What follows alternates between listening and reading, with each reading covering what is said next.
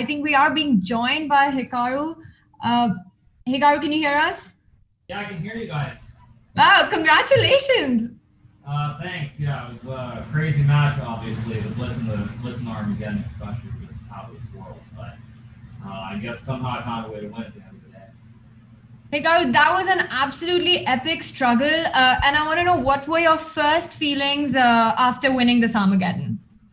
Yeah, I mean, I think what I would say is that in Armageddon, it really comes down a lot to who gets out of the opening quickly. Like if Black can get out of the opening without using a lot of time, it's to your advantage. But I got scared because there was one moment that I missed a tactic and Magnus instantly played a check. There was one critical moment after I should have been winning around move 25, somewhere around A4. Yeah, go back. Yeah, right here, there's rook B7 check. And the point is, if I played rook E7, there's queen E2. And I saw this in like the split second after I played this queen E8 move. And if this occurs, I'm probably losing. So I have to do, yeah, after king G7, rook B7, I don't know what I'm supposed to play here. I guess I just go like king G8. I mean, it's probably okay, but it's getting very, very wild and out of control here. So yeah, I missed this idea, but luckily Magnus played queen b7 instantly, and then it was pretty smooth for the most part. Hikaru, were you surprised with Magnus's decision to go with white for the Armageddon? Ordinarily, if all things are equal, I would say yes. However, in that second blitz game, which I won against Magnus, he was extremely slow on the clock. So based on the fact that he was so slow in that second blitz game, I thought it made a lot of sense for him to pick white just to have that extra minute in the final game. That's exactly what even Peter was reflecting on. And talking about that second blitz game, a win-on-demand situation for you. Just take us. You decided to go for the King's Indian. So what was the thought process playing Black with a win-on-demand against Magnus? Well, I mean, the first thing is I thought I could just play the King's Indian, but the problem is if I play the King's Indian, if you go back to move 6, after bishop e2, if I play e5, like I almost played it, and then it's like, aha, wait, he's just going to trade the queen, so I can't play e5. So that was the first critical thing. And then after that, I thought it was just pretty. I think c5 was a big mistake by Magnus, I thought, because again, it's not that this is necessarily bad for white, but the game starts spiraling into stuff that's very murky and unclear. So I thought like b4, just something calmer rather than playing c5 and d5 right away, because even if objectively it's good, that there start to be some imbalances in the position, and yeah, I found my way. Although I have to say, at least in these last two games, like it felt like I got a little bit careless and I moved too quickly. Because if you look at this game especially, there's this one moment when yeah, after I won the pawn on e4. I think, yeah, 25th move. Yeah, right here I played rook d4, which is a terrible move. I mean, if I go knight f5 here, I probably win this game without much drama because the bishop can never come back to f2. And as soon as I played rook d4, I saw it, and of course Magnus found f3, to his credit. I felt that he found a lot of good moves in the blitz, like moves that I sort of was hoping he wouldn't see, like this queen d7 in the first blitz game that I thought was an amazing move. And then, yeah, seeing this f3. And I don't know, I mean, if this was practically winning after I give up the exchange, but I was up 3 minutes on the clock. So it was too easy to play. And around here, let's just move on a little bit. When Magnus went rook to d7 after giving rook c7 check, and just let me... Yeah, I missed this, of course. And then I'm lucky that I can still play on with rook b4. And... I mean, in a normal game, I think a human might be able to draw this, but in a blitz game where both players are low on the clock, and especially where I have much more time as Black and the moves are easier, practically speaking, I think you're going to lose this like 95% of the time with white after I played rook b2 and knight f5. Right, and Hikaru, when you gave rook g1, king d2, and bishop e3 in that position, do you think he missed that when he took the a7 pawn? Let me just which position? If we just move on a little bit, when yeah, right about here. I mean, I thought f4 was the only move, because otherwise I'm going to win the f or the h pawn. f4, of course, is a very, very, very nice move. Also because it gives the idea to double on the 7th and create the checkmate threat as well. So I thought f4 was a great move. I mean, maybe you can go rook c7, then king g5, and I think, again, with no time on the clock, you're never going to find some sort of tactic here. So So yeah, I mean, I thought F4 was good, and then I think the endgame was winning, but I really made it messy. I'm not actually sure if it was winning. So takes, check, right here, there, rook a5, rook a8. Yeah, right around here, there should be a way to win. But the problem was also I miscalculated. I thought on king g4 I could just go f5 and get the checkmate, and then I realized he just goes king f4, and yeah, and after king f4, I mean, I'm sure it's winning somehow, but I mean, when both players are low on clock and you feel like you've been winning like at least 2 or 3 times already, and you have to do it again, you have to win the game again for like a 4th or 5th time. It's very tricky, but luckily I found some good moves, found a way to win this, and I thought the blitz game, I was lucky. Magnus walked into something that I am pretty familiar with, and I was able to just remember it during the game, and yeah, it was a good game. Hikaru, despite the blitz portion being 1-1 because of you having to win on demand with the black pieces and doing that, do you think going into the Armageddon that gave you a slight psychological edge? Yeah, I mean, winning on demand with either color definitely makes a difference, certainly. So winning on demand with black, I mean, I can say in blitz even more so than rapid, it's a big advantage because like in rapid, I lost the 4th game. I think I lost to Fabiano and maybe somebody else also in one of the other events. I think in going rapid to blitz, it's easier to recover. Going blitz to Armageddon, especially when you lose with white, I think is really difficult, and it certainly showed. I felt in this final game. Right, and I also want to ask you about the first blitz game. Magnus chose the Alekhine and had and it worked out really well. Did the opening take you by surprise? Well, I wasn't sure if that was intention or not because he had a weird look on his face as soon as he played the move. So I'm not sure if that was psychology or if that was actually a mistake. It wasn't really clear to me because he didn't look like he prepared it based on the webcam. So I mean, maybe he was just doing a very good acting job, but it didn't look like it's what he intended to play. So I was certainly surprised, and I didn't react very well. I thought what he played was pretty dubious. After bishop b4, I think like queen b3 would have just been really, really good for white. I think I just don't know why this isn't much better for white. So yeah, I mean, I kind of misplayed this, and then apparently in this middle game it got really, really messy. And I felt that I should have moved quicker because I thought I used too much time trying to decide to go all in versus just trying to defend on the queen side. Like I felt that I should have just gone like total Nepo style, just like forget about the whole queen side, just put everything, try to attack and hope it works. I thought I used too much time because apparently in this game after queen d7, d5, after rook c3, I can take on g6, and apparently it's a draw. It's equal or something after queen f7, queen g5, ed5, knight d4, which, I mean, in a blitz game where both players are pretty low on the clock, it's pretty nuts. But I think if I had maybe 20 to 30 seconds more, I think I probably would have been able to figure this out rather than playing rook e3 like I did in the game. But yeah, Magnus after rook e3 just took on d3, and the rest was pretty clean. What did you miss in this bishop g6 line? I'm sorry, I didn't. No, I thought that after queen f7, first of all, I saw it. There's the first thing I saw it with the swap of the d and the e pawn, and then secondly here, I didn't see knight d4. I assumed after queen g5, e5, I'm losing because there's no clear threat. But there's knight d4, knight f5, which, I mean, maybe I think it's in like a rapid game. If I have 5 minutes on the clock, almost for sure I see this. But in a blitz game when we're down to like 1 minute or less, I mean, it's very hard because you're trying to attack and it's not an obvious attacking idea.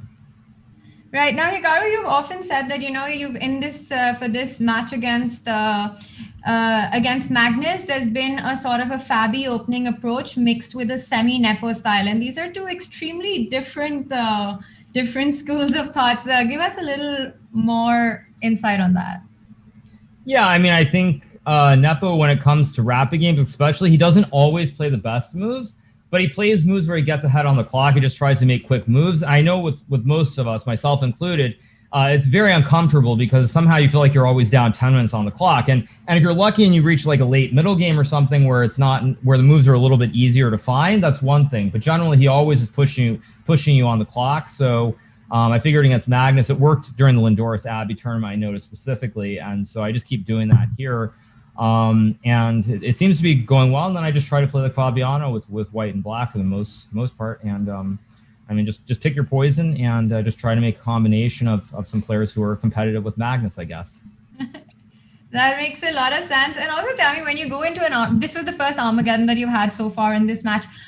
In general, do you think that going shorter on the clock and a quicker time format, does that sort of increase your odds, or where do you find your best odds in the 3 different formats of I don't think there's any advantage really. I would say overall, I don't think either player is. I mean, maybe you could say Magnus is more of a favorite in Rapid, and I'm maybe the same amount of favorite in Blitz or something. But I think you're talking like 55-45, 60-40. Right. You're talking very small margins, and I think mainly today going to Armageddon, I didn't really care. I was just I was thrilled that I got to the Armageddon because after the first Blitz game, I assumed that it would be over. But it's. You just play, and things seem to have worked out, and it's been a wild match, and I think more than anything, I'm just glad that it's been very competitive for the fans, especially because I know there probably are some people who didn't think it would be. So I'm just very glad that it's been a great match for everyone, I think, and I've had a lot of fun. Today was just like, I think it's hard to top what happened in our match today. I mean, someone has to win, someone has to lose, but it's been a great match, and there's not much more to be said. Hikaru, I don't think anyone would disagree with that. I think this has been just an absolute treat for all of us and an incredible fight between the two of you. Just we look forward to the next 2 sets. I'm gonna. Well, hopefully there's only one more, but we'll see. Yes. Either way, I mean, it's just one. But no, we're very excited about the kind of chess that's happening here, and it's been an absolute treat to watch you play here. Yes, Peter, any questions about the rapid portion of today's set? Absolutely. Well, first of all, Hikaru, hearty congratulations. Spectacular win today. Thank you. In particular, Hikaru, what really, really, really impressed me about the set is that you were able to pick yourself up off the canvas. What I'm referring to specifically, I believe it was game 1. It was the queen and pawn ending where your world got rocked by the move G6, G5 check. I mean, and man, that really took the wind out of your sails, and somehow you overcame, the difficulties that this move presented to you, and you recovered. What was your feeling when you got hit by the move G5 check? I mean, it just what I would say in general is it was very felt like we were following the sort of the storyline of almost all my games against Magnus that I lose, which is position gets pretty equal. There's maybe some very small imbalance, and then the game just keeps drifting on. Somehow he maneuvers piece to a slightly better square. Then, like when we're down to like 5 minutes or whatever we're at, there's always some little nuance, some little trick that's in the position that I missed that makes it really unpleasant. So yeah, I mean, I knew that it was very bad, but it was still a queen and pawn endgame, so I felt there would always be some drawing chances, especially because there's no clear-cut plan. It's not like one side is a clear pass pawn. So I was very unhappy when this occurred. And I had a feeling when I went king f4 there was something wrong in the position. I had that feeling, but I didn't see g5. So yeah, it's just I was very fortunate. I felt that's one of the things I've done really well in this match. Is when I've gotten the bad positions, I've found a way to make a lot of good moves. I haven't saved all of them, but I've found a way to make good moves and keep the game going where Magnus has to prove it. And I think that's the big difference that's been going on in this match. So I've been defending and just always finding the best moves at the critical moments. And I mean, frankly, I've had a lot of experience with many bad positions against Magnus. So it's kind of fitting in a way. Well, the fact that you were able to come back in this game, because G5, we didn't see it either. It rocked our worlds. I know it rocked yours. Again, just fabulous stuff. You're keeping us all thrilled. Really, really good luck for tomorrow. And I'll turn it over to Peter. Yeah, Hikaru, congratulations. What a fight. I mean, it was really epic. I only have, because we already talked about a lot of topics, just one thing about the final Armageddon game. The way you reacted to Magnus's fourth A3 indicated to us, and we also talked with Yasser about it, that maybe you have anticipated that Magnus might use this very specific variation, especially in the Armageddon game? No, Peter. I mean, the fact is that I'm pretty sure we looked at this before one of the Canada's tournaments together, and I was able to recall it. I've reviewed it enough times, so that's why I knew it.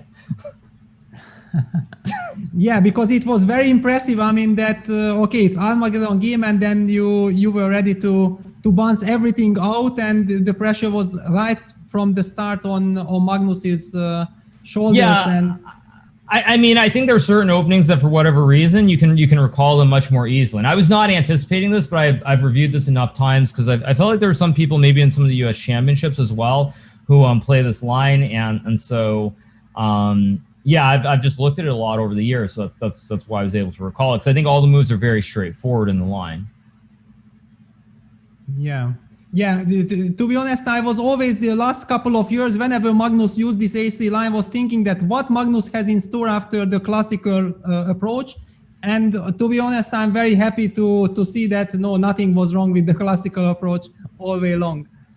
Well, I've said it before, Peter. You have good preparation. You know how to play proper solid chess. So it makes sense that it's okay.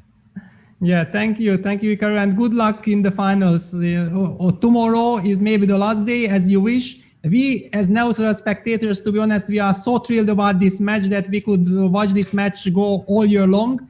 But I understand, so wish you the best of luck. Well, yeah, I mean, I guess what I would say is this even if this were to go all year, it'd be more fun than like those Kasparov-Karbov matches because you're having decisive games. It's not 48 draws in a row. Slight difference, so that makes it fun, I think, for everyone. But thank you, appreciate it. Hikaru, before I let you go, I have to ask you about this. You've, of course, just another great feat off the board was your 500K Twitch follower reach that you had. And we had Grandmaster Jonathan Tistel, who said that this is a remarkable achievement. Hikaru has also managed to challenge Magnus on the chess popularization front. And Hikaru, what do you think? I think you and Magnus are undoubtedly the two biggest chess ambassadors when it comes to popularizing the game and bringing new audience and having this solid reach. What do you think it is that sets the two of you apart from the rest, that you've been so successful in doing this? I mean, I think mainly it's being able to relate to the masses. I think, as I've said before, there are a lot of people who played chess when they were younger who sort of have forgotten about it or moved away from it, who are coming back to the game. And then secondarily, I think when you have these matches, like these rapid and blitz matches, where you have decisive results specifically, and it's not just draw after draw after draw, I think it's a lot easier for fans to get into it and follow it. So I think a lot of credit has to be given to both of us for the way we've played the match, that it hasn't been like, say, the classical World Championship match, for example, where you had 12 draws, because I think stuff like that, certainly, to people who don't really follow chess closely, when you see that, it's very strange, because the only sport where you can have ties is soccer or football in Europe. So the fact that you have so many draws, it's an issue. And I think with the rapid and blitz games, you're seeing this back and forth sort of, both of us throwing punches. It's just been great. I think the fans love it, and hopefully there are more events like this. Absolutely, the fans do love it, and I know your Twitch fans are waiting for you, Hikaru, so we're going to let you get back to them. And a big congratulations, and it's been such a thrilling final. Thank you for all that you bring to the board. Great. Thank you, guys. See you tomorrow. See you tomorrow.